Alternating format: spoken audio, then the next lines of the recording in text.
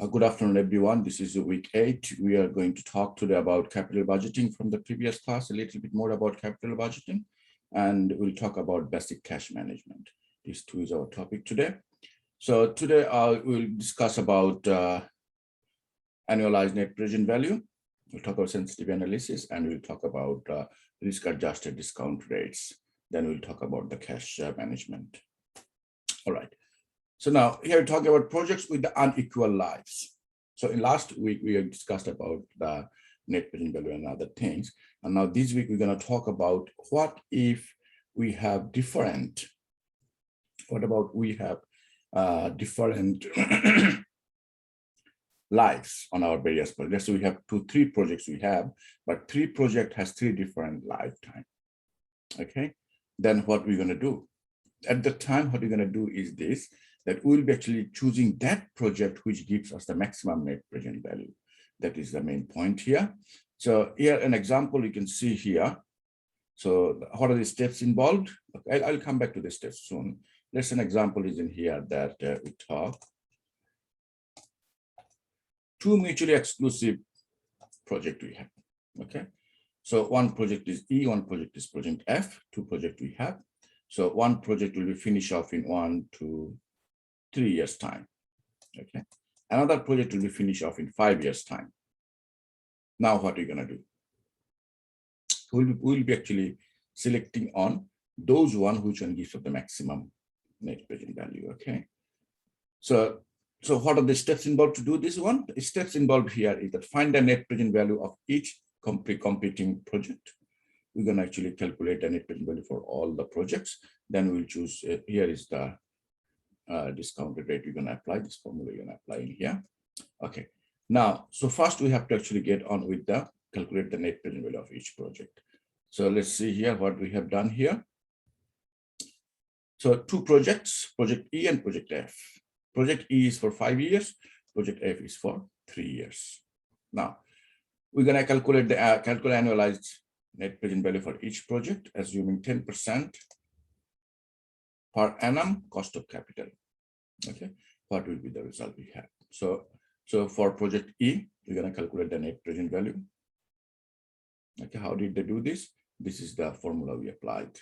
Okay, we can see. So we calculate the net present value here first, then use this number net present value in your annualized net present value formula. Okay, for project F, we actually do the same thing we're going to do here. Okay, so now you can ask, what is this one coming from? Okay. Okay. So what this one coming from? Very simple. This one is coming from this way. I'll show you the formula. Let me copy this part on and show you how it works. So here is come at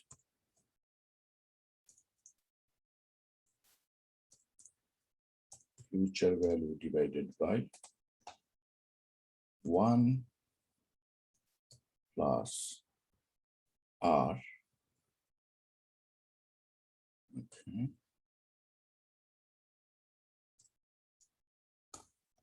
To the power n.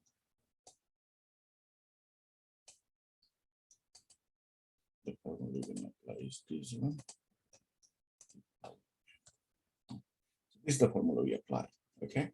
So you see here.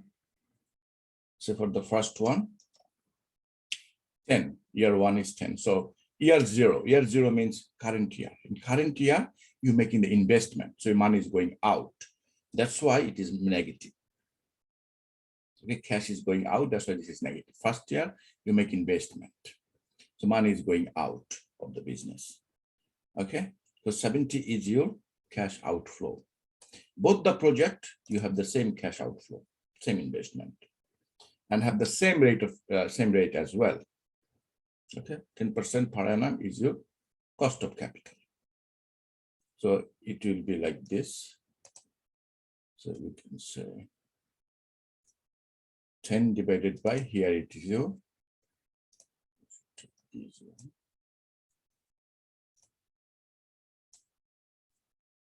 Okay, R is 10%, so it's 0.1. That's how they got 1.1. For first year, N will be 1. Okay, so you see, so this is the breakup for the first one. Second year, second year, how much is our cash flow? 20, 40, 30, 10. So 10, 20, 40, 30, 10. So this is your present value of all the incomings, cash inflow. From here, you have to subtract minus 70. Minus 70 is for the initial, how much you have invested. So that's how you will get the net one. Now you can see it clearly. Okay, that's what you get. If you put like minus 70 at the beginning, that's okay as well. No problem with that too. If you bring this one, some students tries to say, all right, because the initial one I want to put at the beginning because that's the first investment. Well, do that. Put a plus 7. Same result. No problem at all. Okay. So why this? There's nothing under this because it will be to the power 0. Yeah. For the first one, it will be like this: minus 70 divided by 1 plus 1.0 to the power 0. So anything to the power 0 equal to 1. That's why it remains the same. Okay, makes sense? That's how it comes up like this. All right. Okay, good. Then what you got? This is your net present value. After the net present value you get, so you apply the net present value of the project multiplied by your cost of capital divided by 1 minus 1 plus R to the power minus 1. So you use the formula here. For the first project, 5 years length, so you use MS minus 5. That's how you get the answer for 3.5. Is it clear, guys? Any questions for me?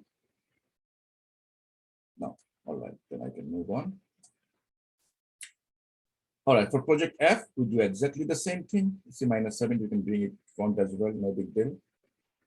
Okay, yeah, it's come 3.51. So project E is our 3.265 years time. Project F is our 3.51. Which one you're gonna choose? On the basis of this result, project F would be preferred, although it has a lower project life. Because annualized net present value is higher. That's the case. Now, next is our risk and capital budgeting. Okay. So risk associated with the given investment project is essentially related to the risk of the projected cash flows will not be realized. What they mean here? That the risk associated with the given investment project is essentially related to the risk of the project cash flows will not be realized. There are a number of ways of taking account of risk and capital budgeting. We are going to examine several of them. 2 of them we are discussing here actually. One is our sensitivity scenario analysis, another is simulation. Simulation is another one.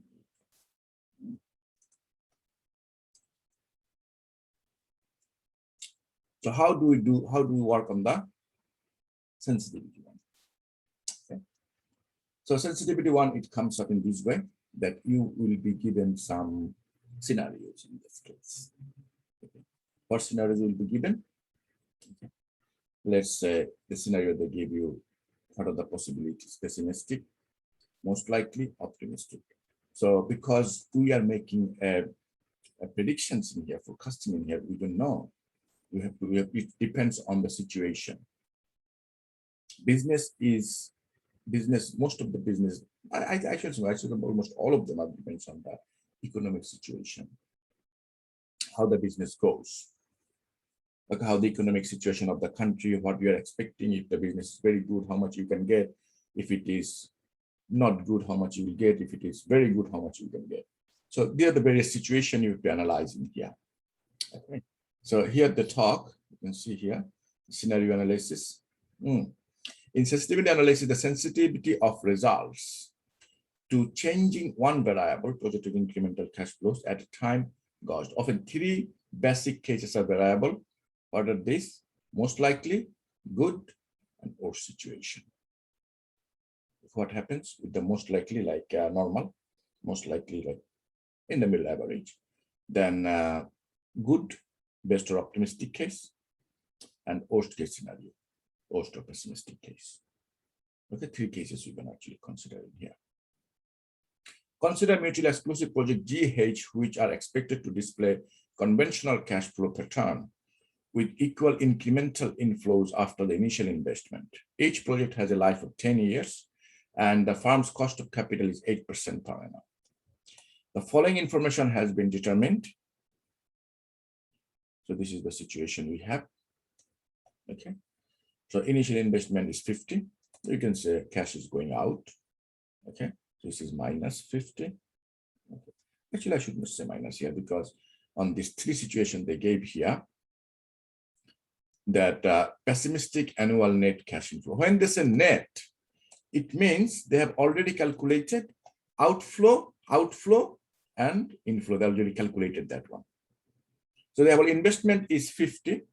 So pessimistic situation means that their cash present value of their cash inflow is 55. I can see from here. That's how they got the net cash inflow is 5. 55 minus 50. So 55 is your cash inflow minus outflow was actually your 50. So net inflow will be your 5. If most likely situation, 10. Optimistic situation is 15. This is your net cash inflow, we can see. Okay, for project H, 2, 10, and 20. Now the question comes up. We understand 3 situations might take place, but the question is, which one are they equally probable? Is it possible that all of them might be the same probability that will happen? That's a good question. Here we're not talking about probability, we're talking about percentage. What is the percentage that, what will be the percentage that we will have pessimistic situation? 16%. Here the same in here. Most likely 17, optimistic 50. Okay, that's how that, and they have given an NPV range as well. What would be the range? They're not saying accurately this much you're gonna get, but it's not giving a range. Okay, let's have a look how we do these things. Okay. For example, we calculate the optimistic net present value of project G. This is project G.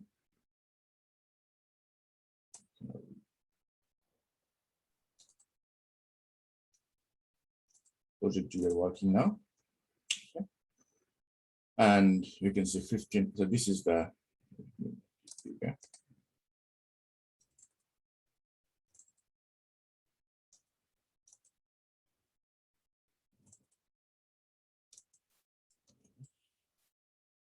No. So we can make it bigger.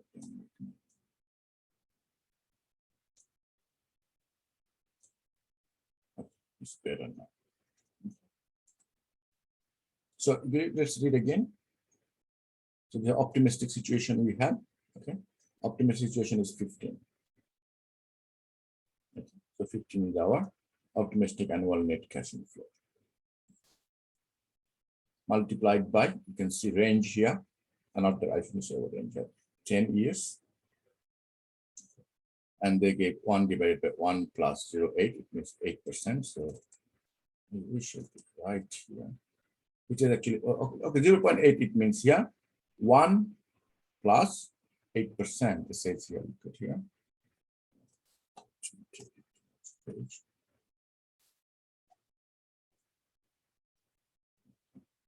The cost of capital is 8% per annum.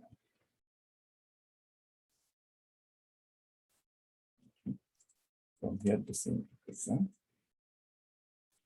That's it, 1 plus 0.08, 8% happening here. Okay, to the power t, t is 10 years. Okay, minus 50. So that's what they have done in here. All right. Now, what they have done here is they take it out, like simplified these things in here. Okay. the answer should come out 50.65. Yeah. With the same most likely NPV risk, averse manager should choose project G as it has a lower range of NPV under the sensitivity analysis given. So now we go in here. So you see here, NPV range is 67.10. So we always choose the one which has a lower net present and net present value range. That one they should choose. However, what decision would be made if the most likely net present value are actually higher or project H than the project G? This would depend on the manager's attitude to this. It depends on the manager's efficiency. Sometimes their very good experience is very important here for the managers who will be choosing this project. Okay.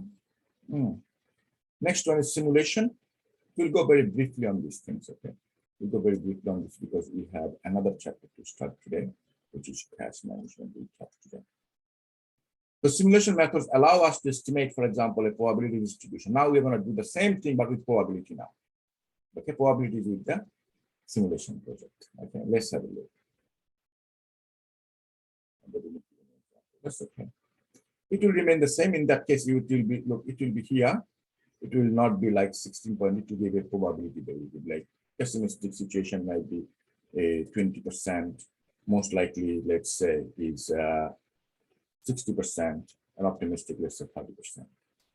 The probability will be like this. For example, let's say this one is 0.2.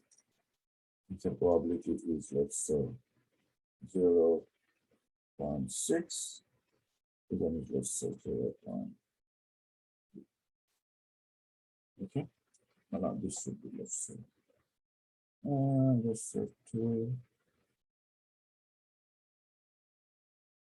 Let's say 3 here. Let's say 1 here. Because why I change this thing? Because all these three together needs to be 1 because of probability rules. Okay. So all these three probabilities must come to an addition as 1. It will have to be 1. So 0.6, 0.3, 0.1. It will be 1. It will have to be in simulation. Okay. So first you have to specify the probability distribution. That's now I specified here. Probability distribution here is 3.1.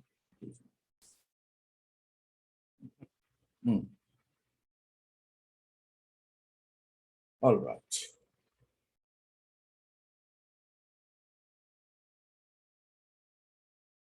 But now this thing, okay, simulation is actually done by normal done by the software actually. Okay. So you can understand that. Yes, that we have to use software. Like we use sometimes the simulation. Like I have one statistical software in here. I don't know if you guys have seen the use software that we use sometimes. Okay. So like here are the data that I have. I have used this data for my own research purpose. Okay. So we have different types of software, like we have EBU, JVStata, we have Minitab, we have SSP, SPSS.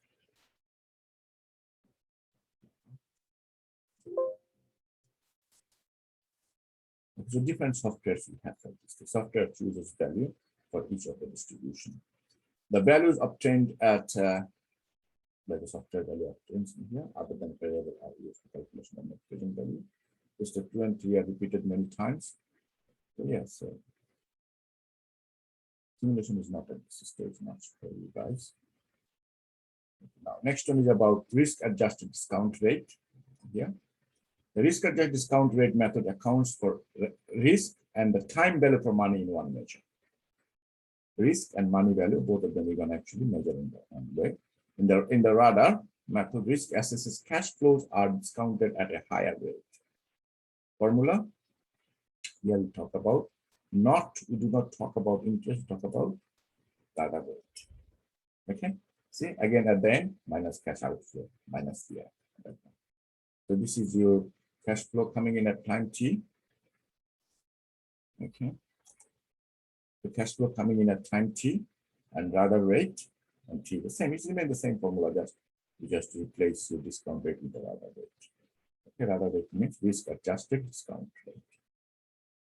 Yes.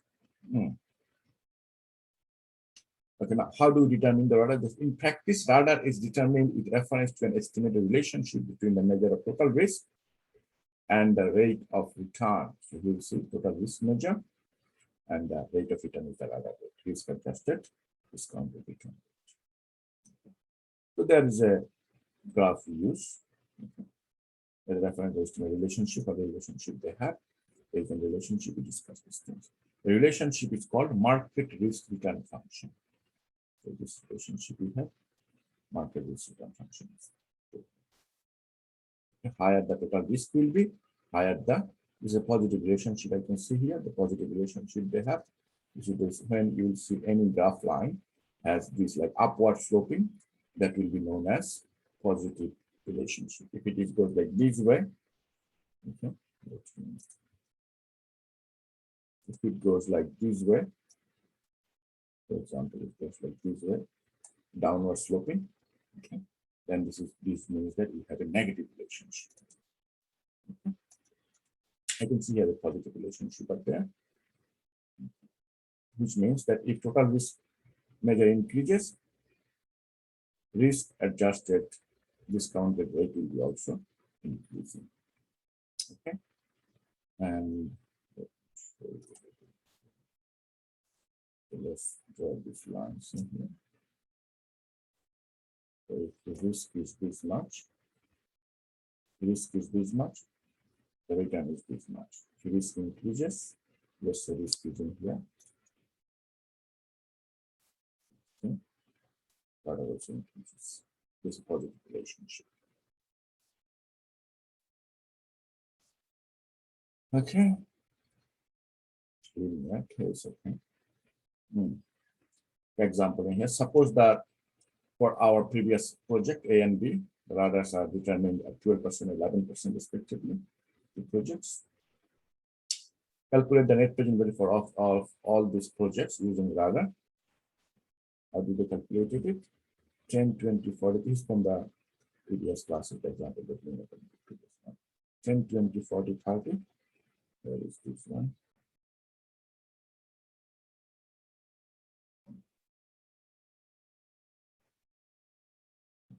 Ten, 20, 40, 30.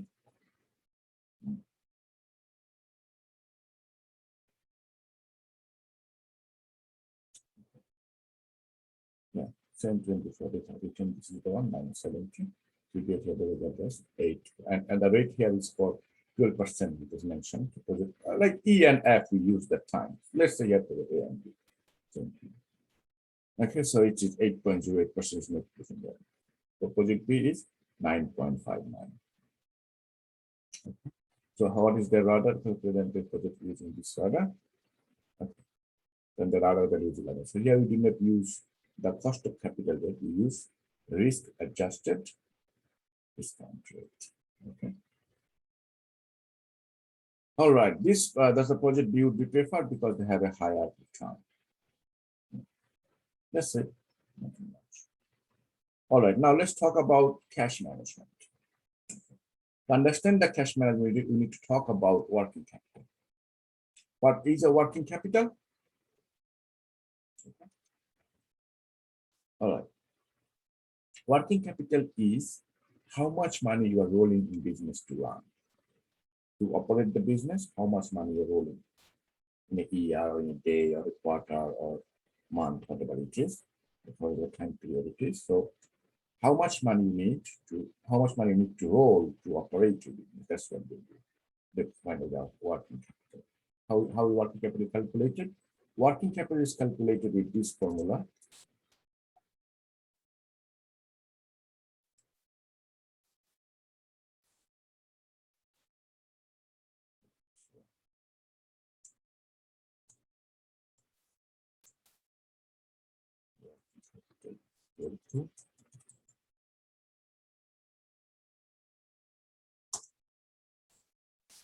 Current assets minus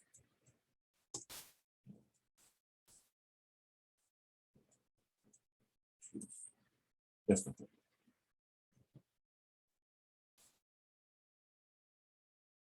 So working capital is equal to current assets minus current liabilities. So what are the current liabilities? Current liabilities consist of accounts payable, short-term loans, accrual, wages, taxes you need to pay, current liabilities. Current assets are cash and marketable securities. Account receivables and inventory are the current assets. Account receivables, inventories, cash, these things are. Okay. Net working capital is equal to different current assets. Okay, look, in some books you'll find this talk like this way. But current assets has called as working capital. Then, if they say current assets equal to working capital, then they have to say that current assets minus current liabilities will be net working capital. They will have to say that. There is a net working capital. But in accounting format, if you go in accounting format, I'll show you right now what is working capital means.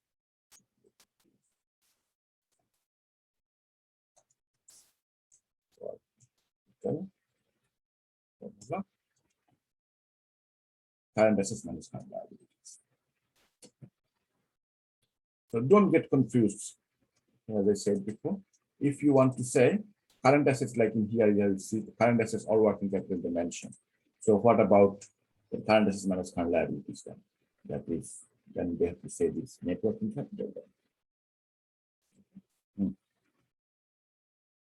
So net working capital is defined as current assets minus current liabilities, net working capital management plan. So now, business always need to make sure that their working capital, net working capital is always there to operate the business. Okay, and these will give them less risk as well because the business can grow. So generally, higher is net working capital, the less risk the firm faces for not being to pay bills when they come due. Okay, if you cannot pay your suppliers every single week or every single month, it's a problem. Your supply will be stopped. Okay, but it also true. But if you keep a lot of money just because you are worried about working capital might be down, if you keep a lot of money stuck in there, that's also not a good management either. Okay, so they need to actually find out and they need to know that how much working capital they need. It is important for the managers to know. All right. Okay. Short-term financing. Okay, if you have problems with the working capital, how are you going to solve it?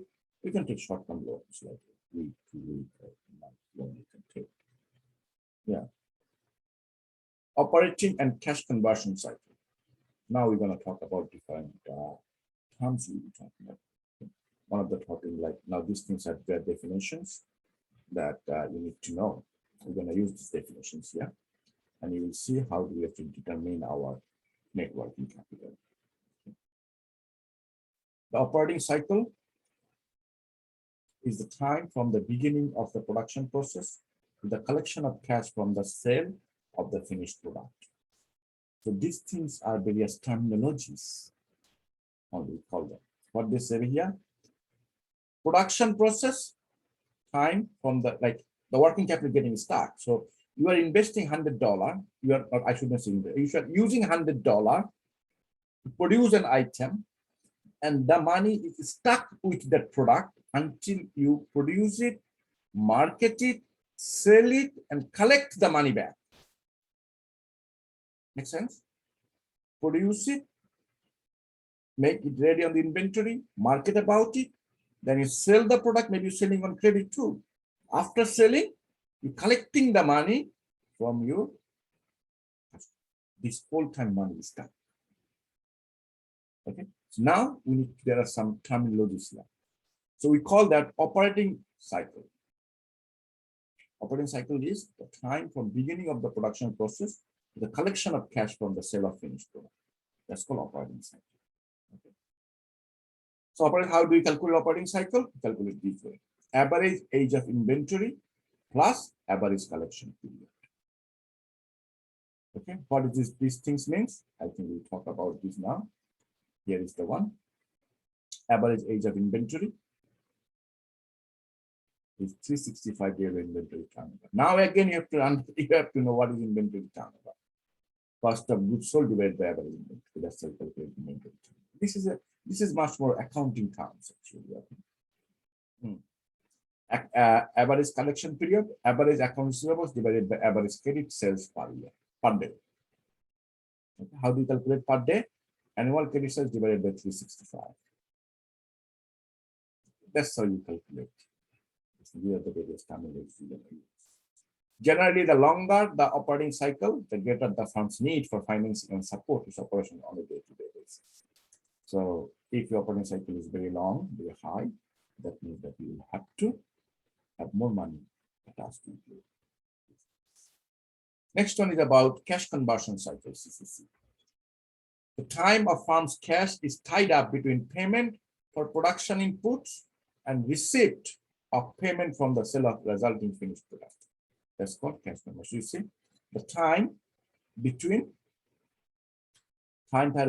payment for production inputs. Production inputs means the raw materials you purchasing to produce the item. So let's say you purchase the item today on credit, for example. You purchase the item today on credit. Then what you're doing?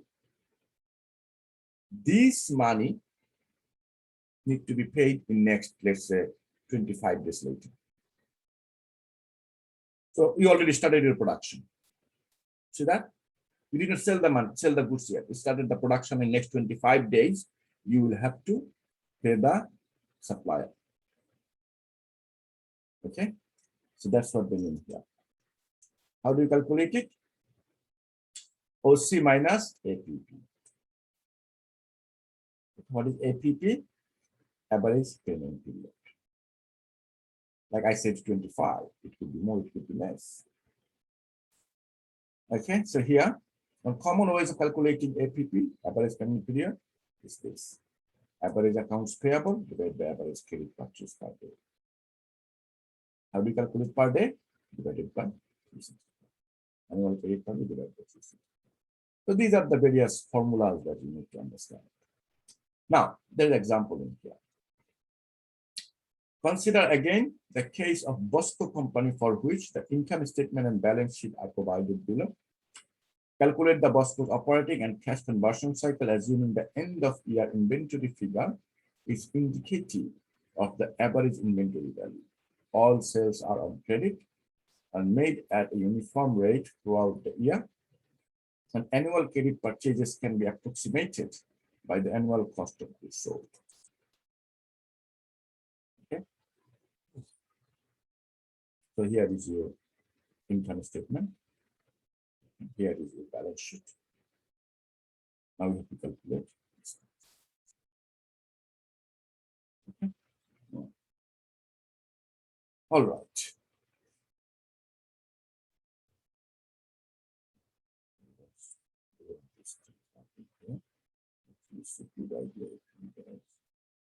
If we copy this thing.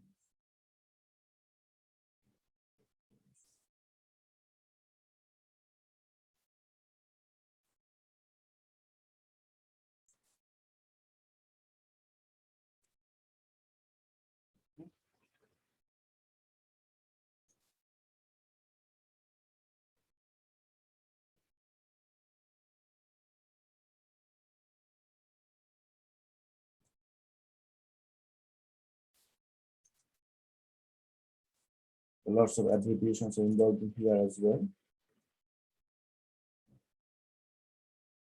All right.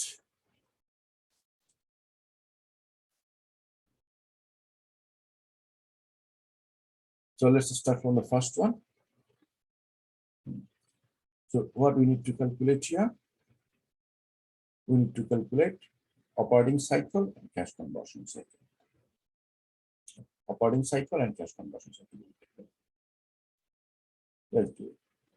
For operating cycle formula,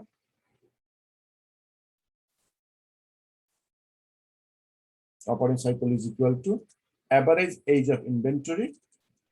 Okay. Average age of inventory plus average collection period. These two figures we have to find. So to calculate average age of inventory, you need inventory turnover. See that? To calculate inventory turnover, you need cost of goods sold by average inventory. Okay. So this is the thing we have to find. Now, if you guys have done some accounting classes or finance, basic finance classes, they must have taught you that there, which item you can find in balance sheet, which item you can find in income statement. Cost of goods sold. Can anybody tell me where you can find cost of goods sold item? This is a line item. We call that line item. So cost of goods sold divided by average inventory. Where can you find these numbers? Cost of goods sold. Where can you find cost of goods sold?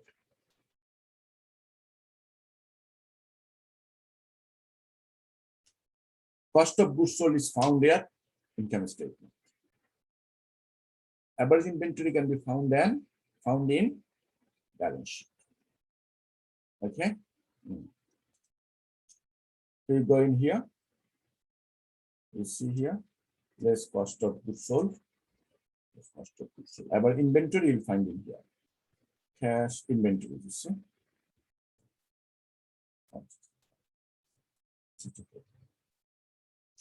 Yeah. 360. So 365 divided by cost of goods sold divided by average inventory. So these are the formula, these are the items we had with us. So 365 divided by this. Okay. Average age of inventory is 98.131 days. Okay. Then another one is look at here. Average collection period. How do you calculate average collection period? Average account receivables. Account receivable, this is a balance sheet item. Average credit sales per day. That is income statement item. Okay. So average accounts payable. Accounts payable 62. It says 50. Oh, sorry, here. I got account receivables 62. Annual credit sales. That is the sales income statement 750. Per year divided by 365 per day. Days. Now, interesting part, you can ask me a question here. This is average accounts receivables. Receivables is not average, it's just one. Well, it happens, sometimes in business, we say opening and closing. Okay. Opening account receivables, it means at the beginning of the year of account receivables. Closing account receivables means at the end of year, account receivables is called closing account receivables. So when you have both of them, opening and closing both, numbers are given. Okay. Which one you take? Then you take average. Okay. If it happens that only one item is given, closing, normally they give closing one. Like here, this one is closing one. I will definitely closing one. Okay. That time you take closing one. You don't need to take average. Okay. That's how it is. All right. That's why don't get confused with average student. Okay. Now, therefore, OC will be 128.30. Now, if we calculate CCC, CCC means cash conversion cycle. How do you calculate that? OC minus APP. What is OC here? OC is operating cycle minus average payment period. How do you, we already have our OC. We calculated OC. Now we need to subtract average payment period from there. Now look, in diagram you can show you here, average payment period is calculated by average accounts payable, which is balance sheet item and liability. You will find current liability item. Annual credit purchase. Credit purchase you will find it in here. In you can find it in income statement too, when they calculate the cost of goods sold, or you can find it in liability section as well. You see here in liabilities, accounts payable is given here, and our purchases.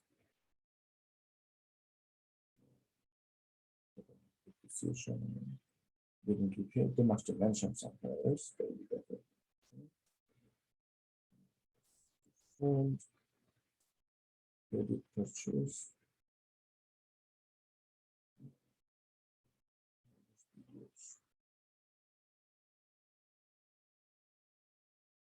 They must have used cost of goods sold, is it?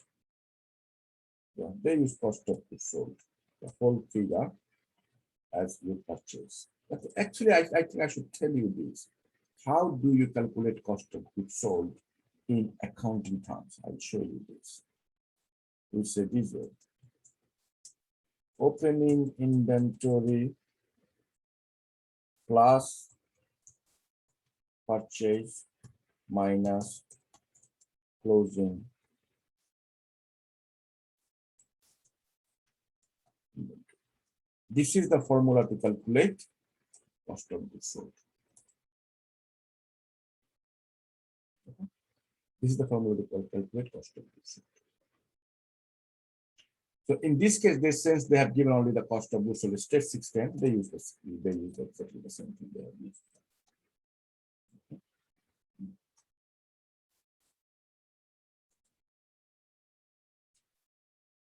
All right. Now diagrammically look at here. OC is what is OC and what is other things, right? Here we try to make you understand what these things are. Operating cycle means starting. Remember what did he say? Starting of the production till the sale, collection of money, until the collection of money. Okay. And average age of inventory. So you start the production, how long it stays until you sell. You see, this is the day you're selling it. From that day, you have 30.13 days. After the sales of 30.173, after that day, you're collecting the money after 30 days. So on this day, you already made the sales. Okay. How long it stayed in your business? Yeah. Production until you sell. That the time is your average age of inventory.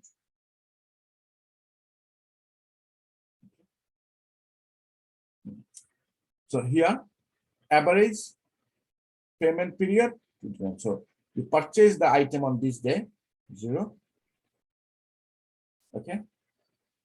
You purchase the item on this day, and you made the payment after 29.91 days. You made the payment to your supplier. Okay. So and cash conversion days after making the payment, when you collecting the money, 98 days. This is the whole diagram. Okay. All right. So this says there is a direct relationship between the length of the cash conversion cycle and the level of resources invested in the cash conversion cycle. At any point we have this. Amount of resources invested in cash conversion cycle will be equal to inventory plus account receivables minus accounts payable.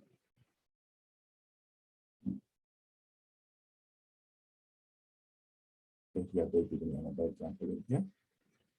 Inventory on days, usually how much inventory you have. Account receivables, how much account receivables you have.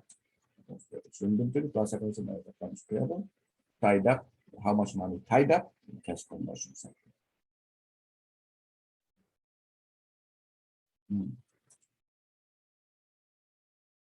All right, so then another example is given in here.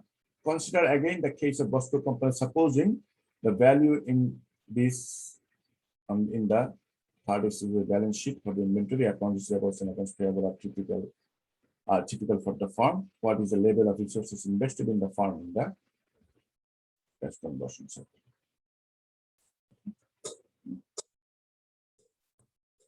All right. So how do they calculate it?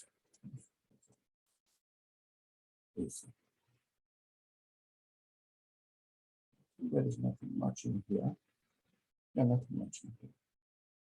All right. Now let's start working on our practice questions. Last week we have done only 3 questions, if you remember, and we said this week we do not have much because this week how many questions we have? We have only three questions in here. Okay, let's solve these 3 questions and we'll go back to the last week and we'll do as much as we can from last week. Okay, this is the first one we have in here. Calculate the net present value of the following net cash flows if the cost of capital is 10%.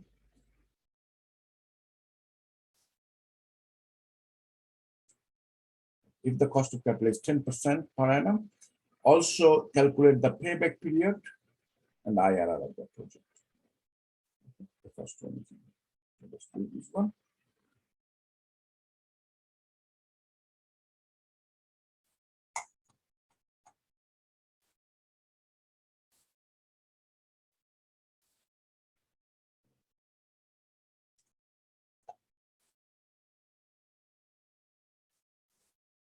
All right.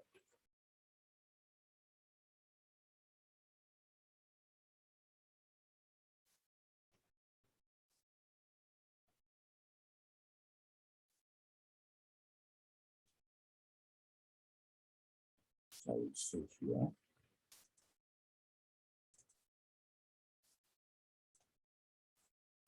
Net present value will be equal to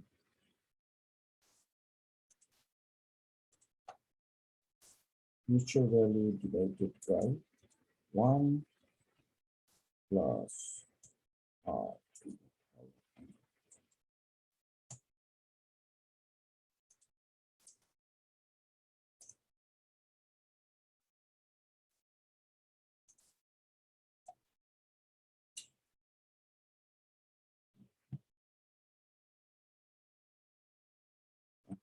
So this one formula, we're going to use this formula.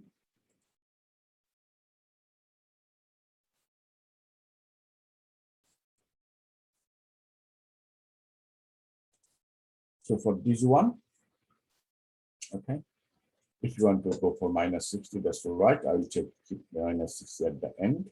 So 10,000.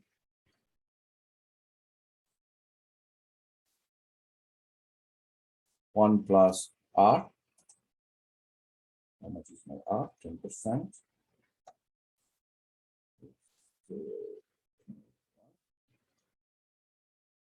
And the first year is 1. Okay.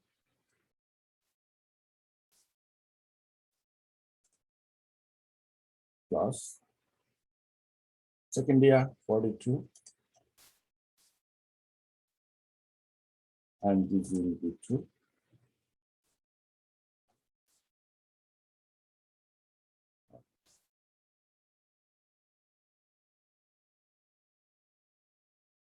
$35. And this is here going to be 3. Minus 10.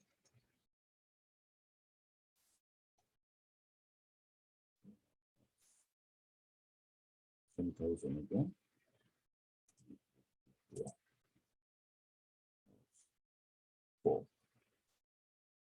Okay. And we have to subtract our final investment is 60,000. Okay. You can go this way. 60,000 and these are going to be 0 because it was the initial year first year. Okay. All right. What will be the answer? We have to calculate the answers. Okay. We used here 10%. Okay. The answer here is 3,267.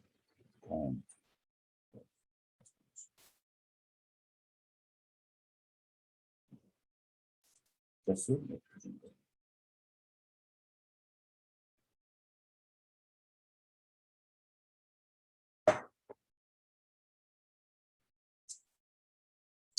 All right, next.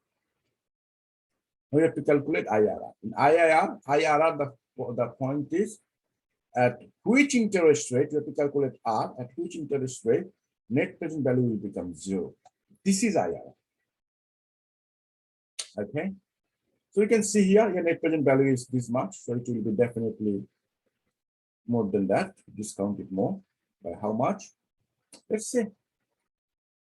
Let's increase it. You know, this is 10%. Let's go through 12 and see how it goes. Not 0.1, we have to calculate it as 0.2. 12%, okay? Calculating at 12%. Okay.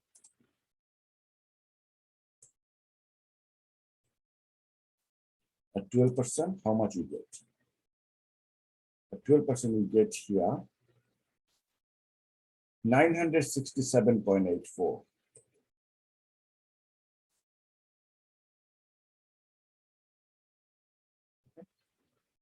So it will increase more because it's not yet zero. Let's increase more. That's a 13%.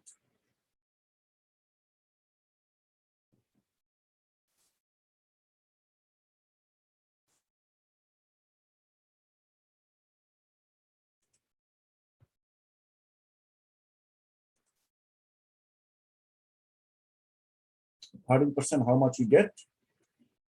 At 13% we get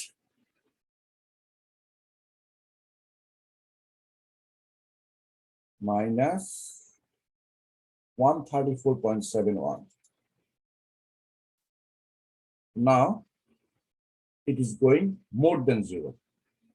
It is going down, negative way, more than zero. It's going minus. So it will be in between 12 and 13%. So you can say here NPV 13%.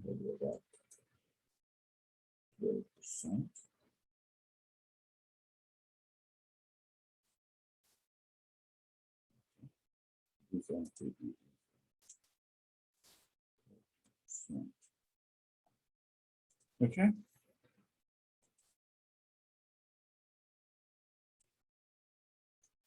Now, we understand that we need to go to, so it will be in between these two, 12 and 13.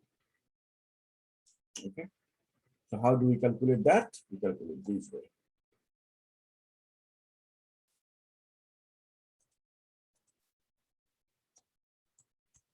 IRR is equal to 12% we know already. So 0.12. The 12% we are taking. Now we have to make a partial. We have to take a proportion from here. Okay. Plus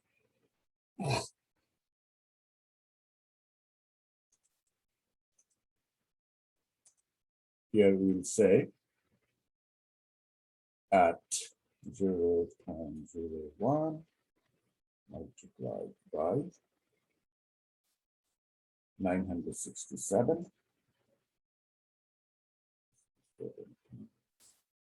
84 divided by 967 84 minus first bracket minus again 134.71.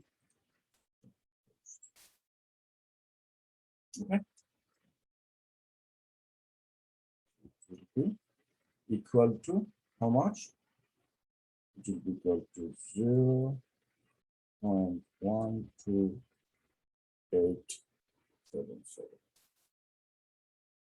Okay. That is your IR. All right. That's how you calculate this.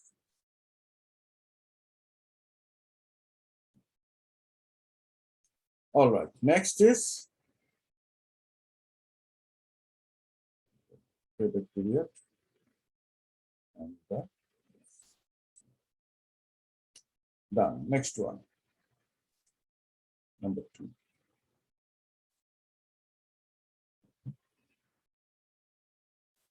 Briefly discuss the advantages, disadvantages of net present value and internal rate of return.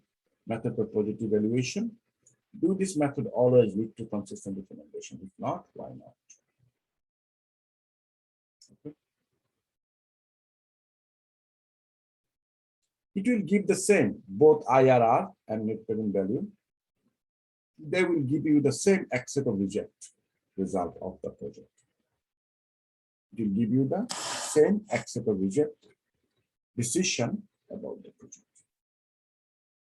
Okay, but there will be some inconsistencies at there. Okay. So, like net present value equal to 0, that's what the IRR come up from. Okay. Yes. So inconsistency ranking of project by net present value and IRR, okay, it might come up. Depends on their initial investment. Okay. If you invest in the timing and the timing as well, because of this thing, they will give you the same accept or reject result, but inconsistencies will be coming up with the numbers. That's the problem they will have. And the cause of this conflicting, the cause of this different number will come up because of the rate, which rate we are applying. For IRR, we are using the 12.87%, but net present value we are using 12% once, 13% once, so different numbers we're using. That's why. Okay. And Mishmash Proprietary Limited wishes to choose between two mutually exclusive projects, A and B, each giving only one positive net cash flow at the end of 1 year as per the following table. Step 2, net cash flows. Project B01. Determine the IRR for project manually by equating the net present value to 0 and solving for the discount rate. Determine the cost of capital at which firms should be indifferent between the two. Okay, at which rate they will have the same outcome. Same indifferent between the two projects, given the rough sketch of the files in here. Okay. Now again, we have to do the IRR in this case. Okay.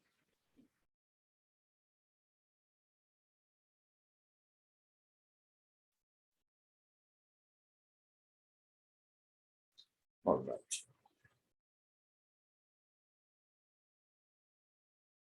How do you calculate? So 2 years are given for project A.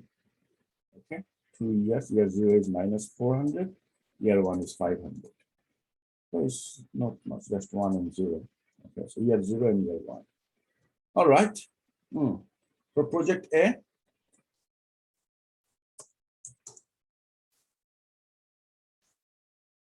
IRR will be equal to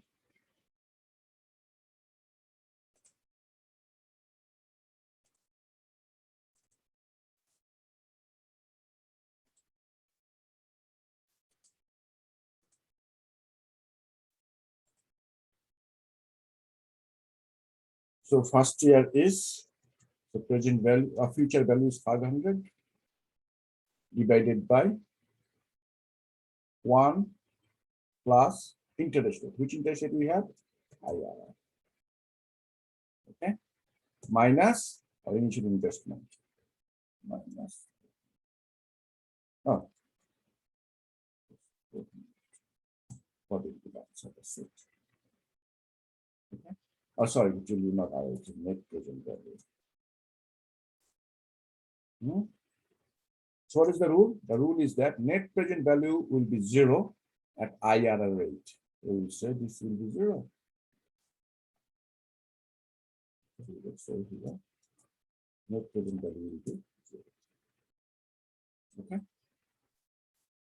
Then you can say here,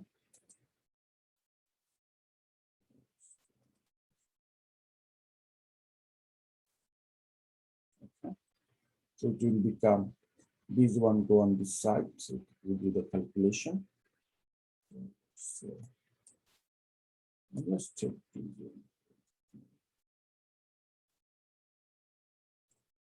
Actually, we should check this one.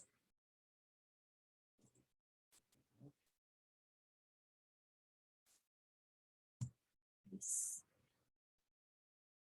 Okay.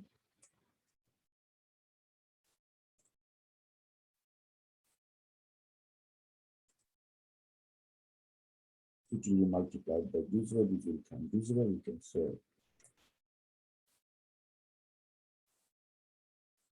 1 plus R is equal to, we change the side, 500 by 400, 1.25, right? Can I do that straight? Will you guys understand? 1 plus IRI 1.25.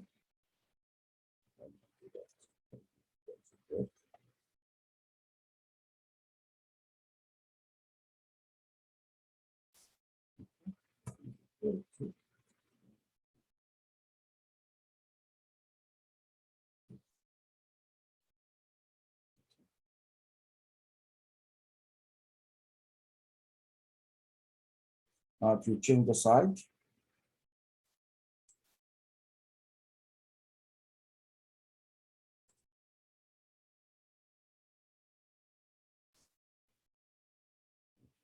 to 0.25.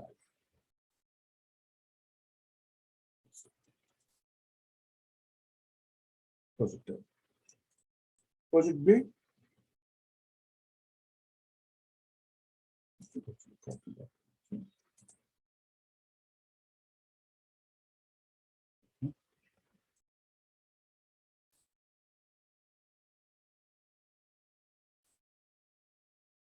All right.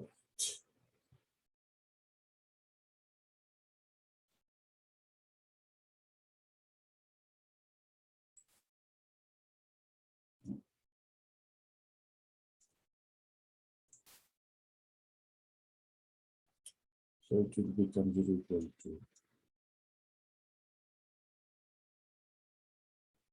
200.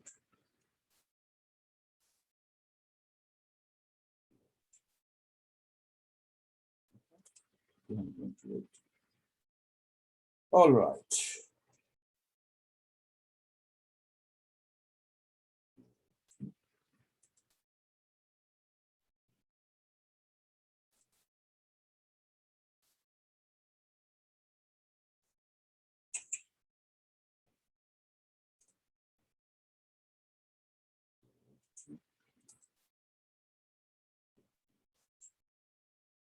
Here it is 1.4, right?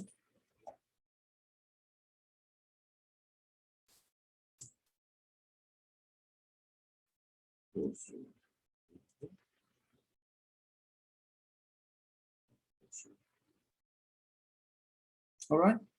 Yeah. IRR for project 1, project 2.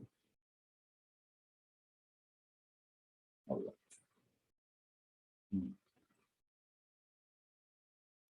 Determine the next question is determine the cost of capital at which the firm should be indifferent between the two projects and give a rough sketch of the project.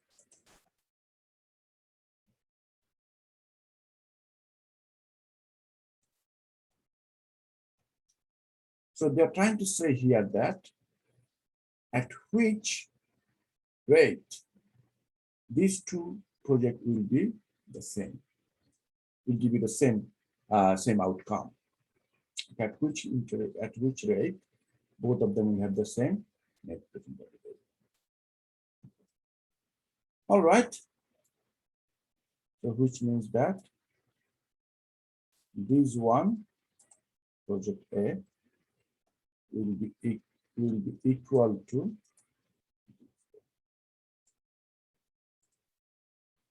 that's what they're trying to say. Okay.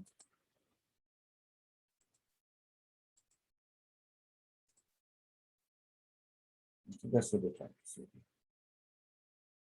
So we have to calculate distance from here. So let's do it. So minus 200 minus 400 here. Minus 200 distance when we cancel that. All right. And now if I bring this one on this side, take this one on the other side.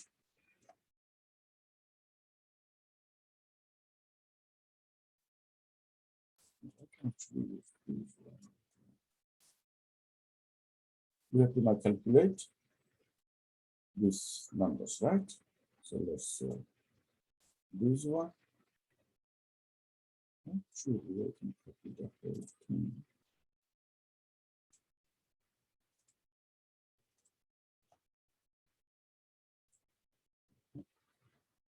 So this one times this, so this one goes. So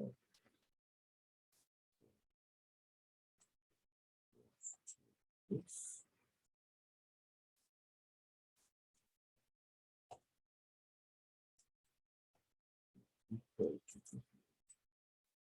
Right?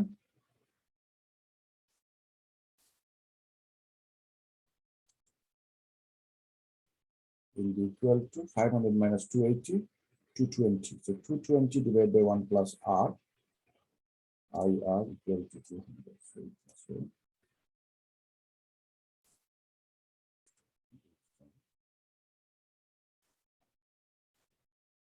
all right.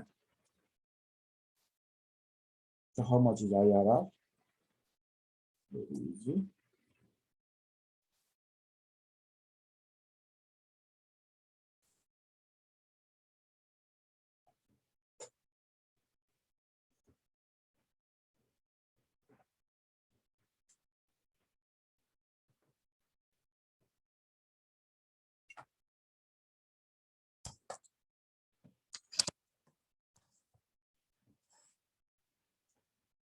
Okay, so it says here, let's see, it will be.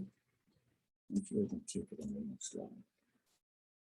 It comes less. Now here, I'm going to change the side, okay? Yeah, so this one. Yeah. Okay. So the value of 220 by 200 will be is equal to 1.1. 1.1. Okay. Will be equal to 1 plus IRR. Right?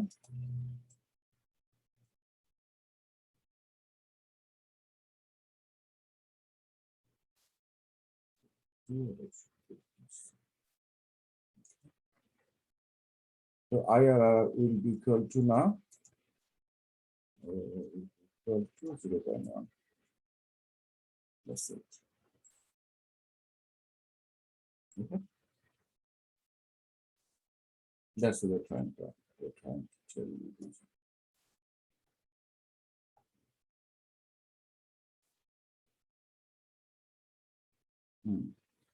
Under what circumstances will choosing the project with the higher IRR get the best outcome for the farm system? Okay. So now in this case, we have to draw a diagram. Okay. Because project A and project B, look, two projects they have in here.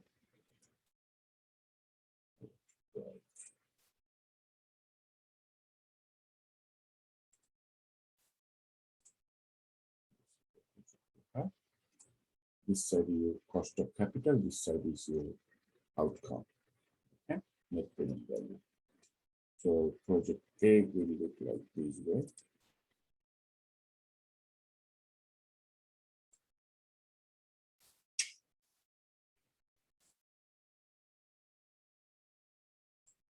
Okay.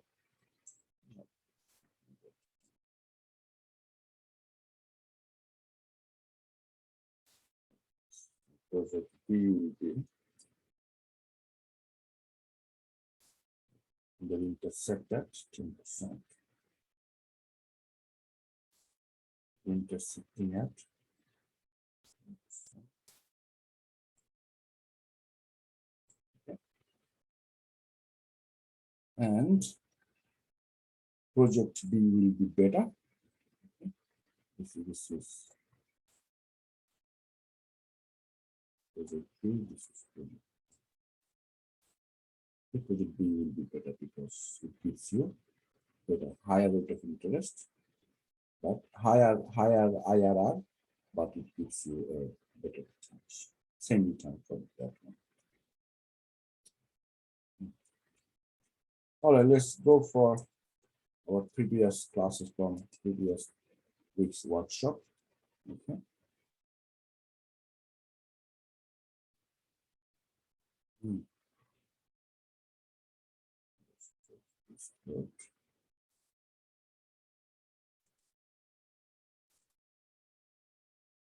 All right.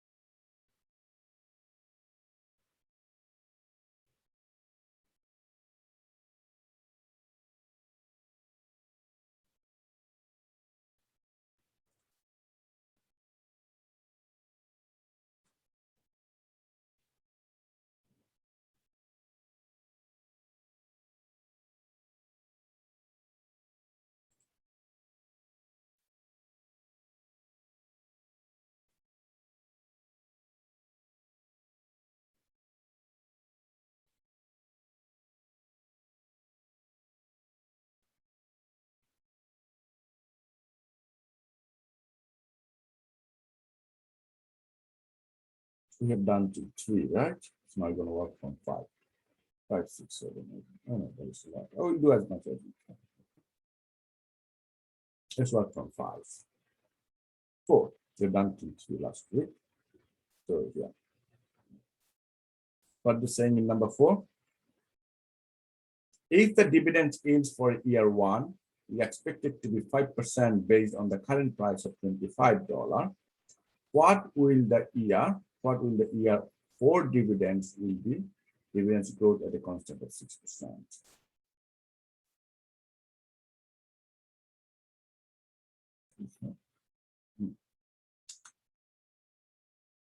All right. So number 4, let's do it this way.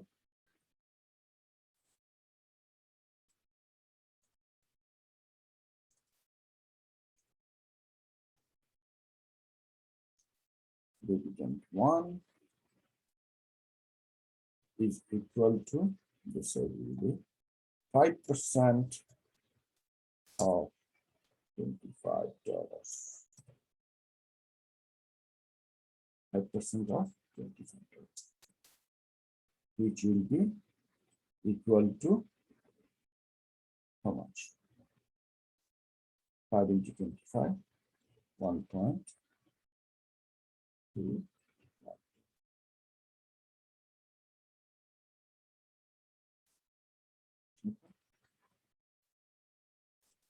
For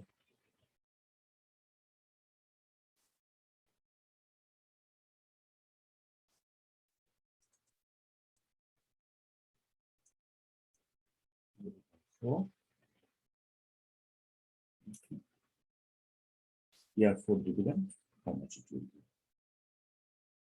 All right, so year 4 is gonna be dividend 1.25 first year. Okay.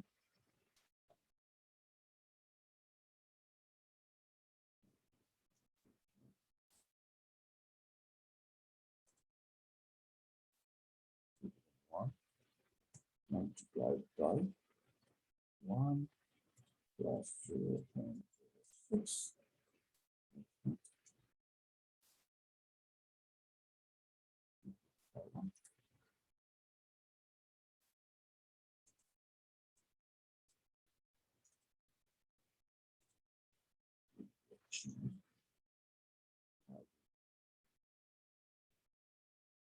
So will be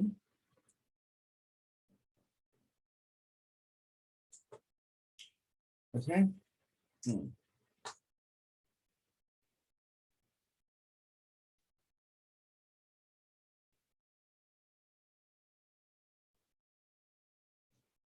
It is dividend growth formula. Okay. All right, number 5.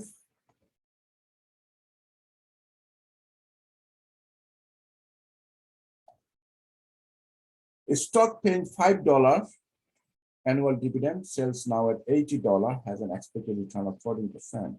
What might investors expect to pay for the stock for stock 1 year from now?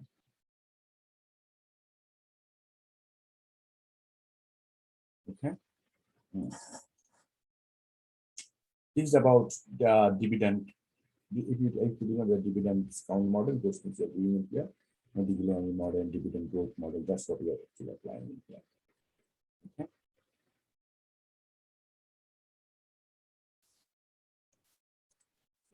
Solutions in here. So expected return will be equal to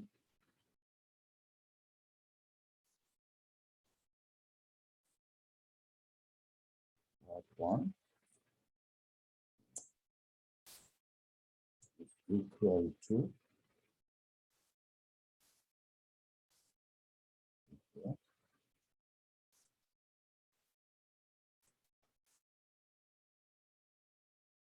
D1 dividend 1 plus your prices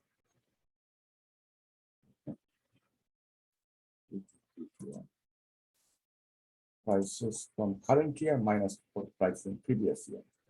The prices for now minus prices for 0 divided by how much you paid at initial investment, which is 3.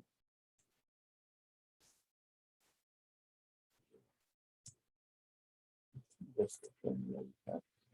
Will be equal to how much it's gonna be. Let's see. $5 annual dividends. The dividend is 5. You can see that. So,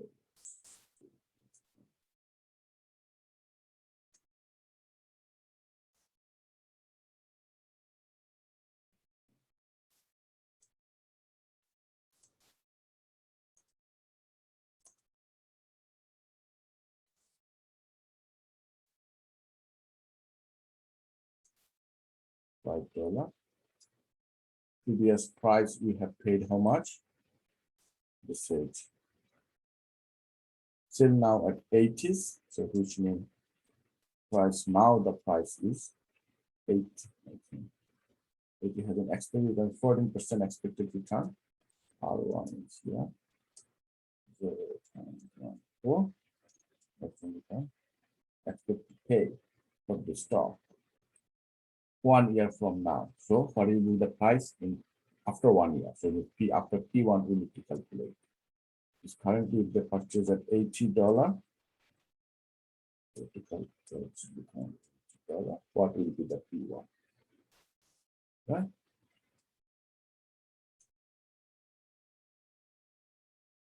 So and let's say this.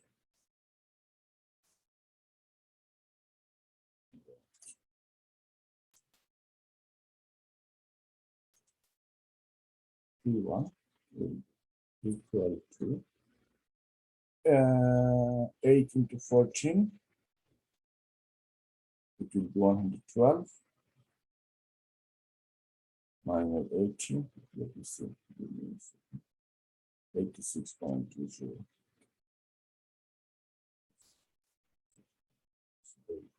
We need to pay 86.20.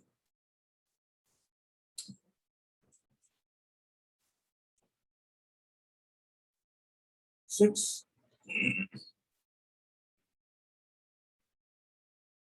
How much the ABC company paid 12? How much should you pay for the share of stock that offers a constant growth rate of 10%? That's the constant growth rate of 10%. All right, because 16% rate of return and is expected to sell for $50 1 year from now. So it is $60 1 year from now. All right.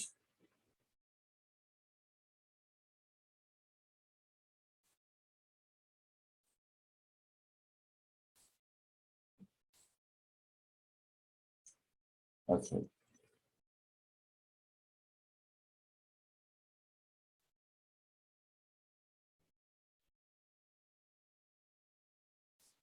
The formula is actually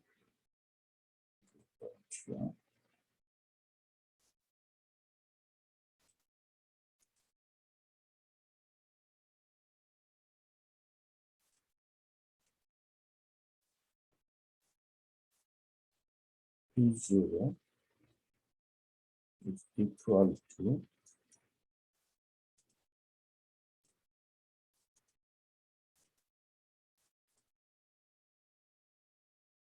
D1 divided by R minus J.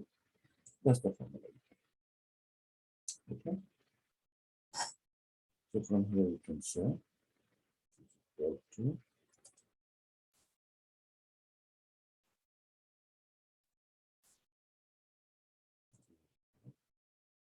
divided by that is 16% and 10%. The required rate and the growth rate. Okay. All right. So it will be 16 minus 10.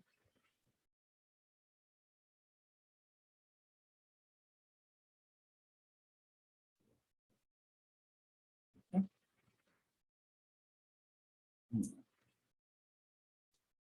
So how much will be our D1? Okay. So our D1 will be equal to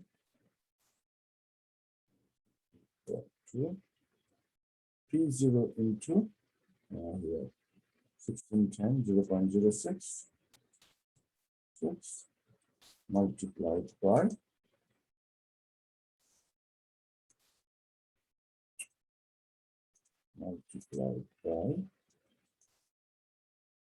our P0.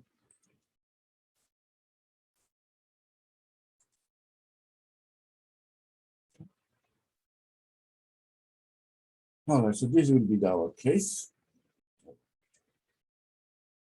So we say here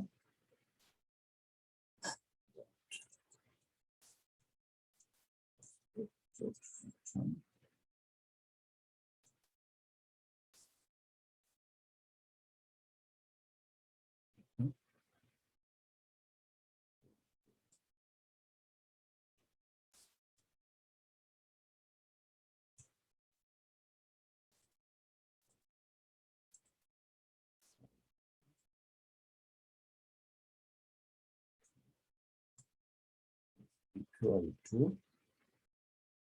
like we did in the past. Okay.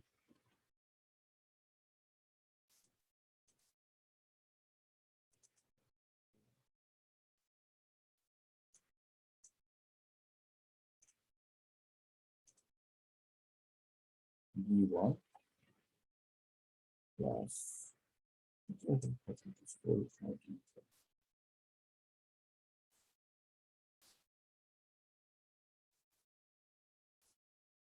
this will be better.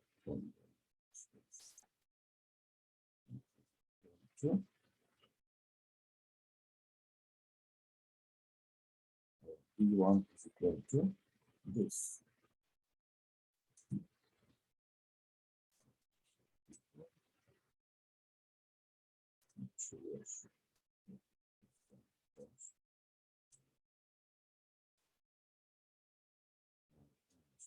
D1 and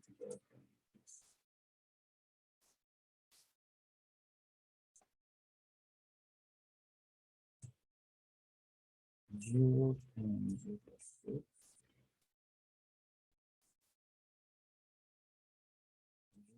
and 0.06.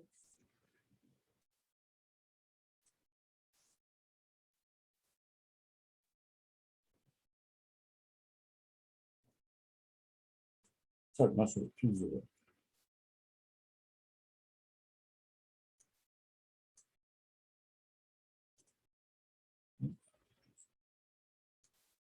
Now look, 0.06 P0 and here is 1 P0, it's full 1.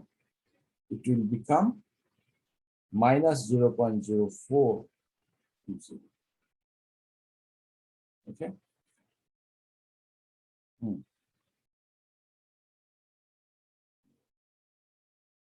So anyway, from these things we have to calculate here P0. If our P1 is 50, right? You can calculate these things. Our P1 is here 50. How much will be our P0? Okay. All right.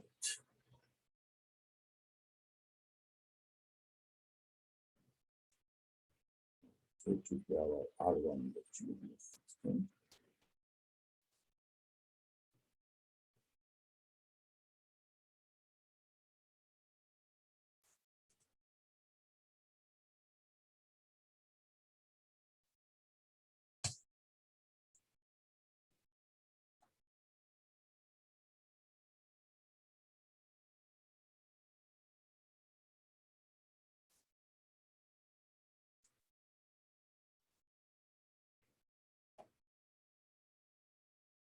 R1 is equal to 6, which is our record rate of return. This one is equal to, here we can say,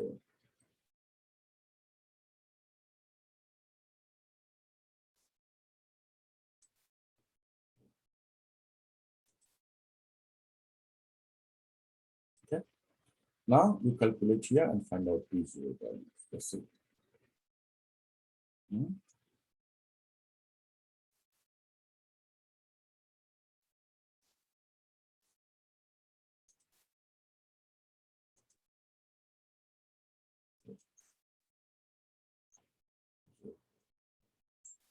One, 6, 2, 0 is equal to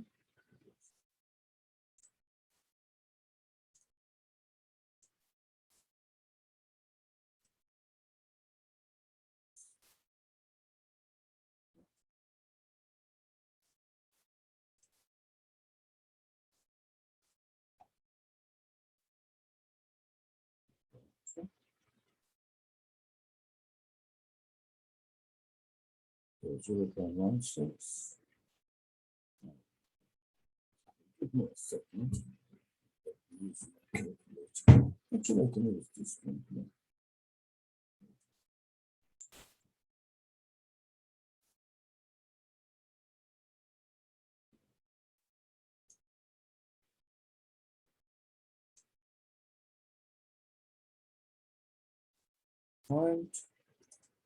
Point 16 plus 1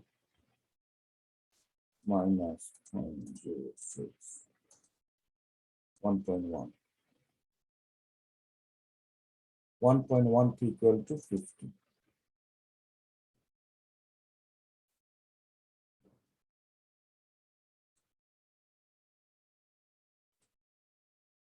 P0 equal to,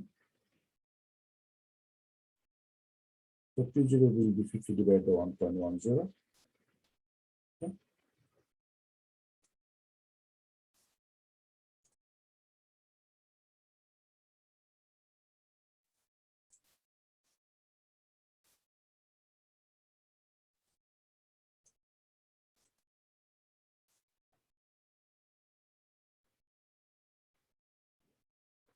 Okay.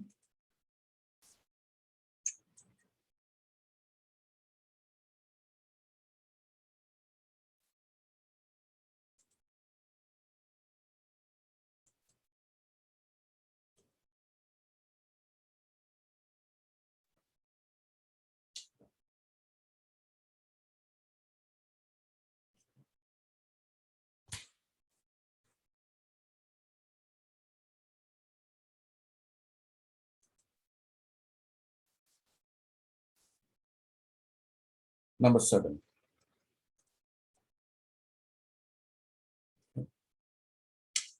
The ABC company paid 2.1 of dividend this year. If the dividends are expected to go at a rate of 3% per annum, what is the expected dividend per share for ABC 7 years from today? All right.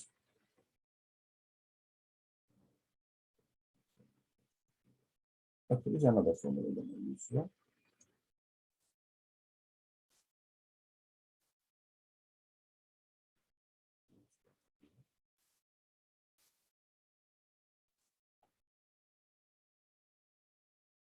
B1 will be equal to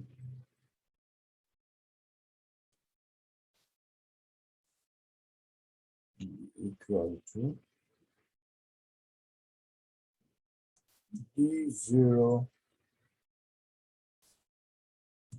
cube 1 plus G. How many years?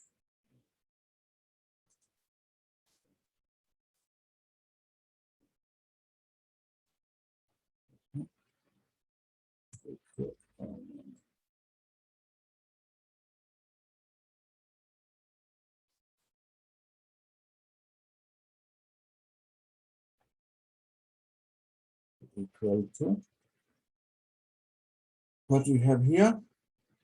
T0 is 2.1 multiplied by 1 plus G here is 8%, 3%, 0.03. Closed. So,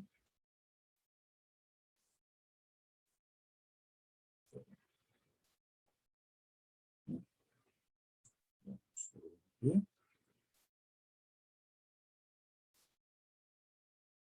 2.58.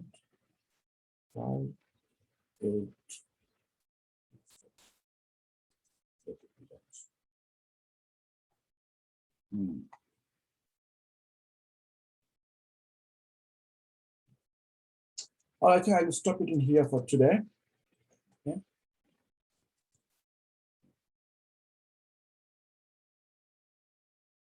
So these two the theories. One or two questions left, it's not much. All right, let's do our attendance.